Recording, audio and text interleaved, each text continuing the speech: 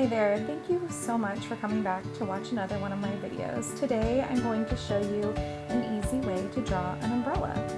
First, you'll want to start off with a half circle. I connect my half circle with a straight line to use as a guide. I'll show you that next. Next, you'll make several scallop shapes, that's additional half circles, and I did 6. Then you'll erase all those straight lines with an X. Did you know that the original working folding umbrella was patented back in 1969?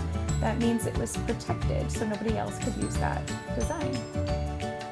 Now that I've erased all of my straight guide lines, you'll have something similar to this. Next, draw a handle. You would use a shape similar to a J and shade it in. Next, I like to add some lines throughout the umbrella to give it dimension.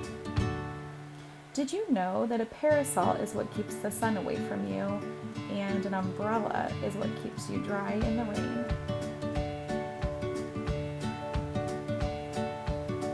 Next, you'll want to color in your umbrella. Here I've used a coral and mint color, but you can use any color combination you'd like. And there you go. You have an umbrella. Now you can draw them big or small, put them on a background of rain and clouds, and make a little happy face because you're dry and safe from the rain. Thanks so much for watching.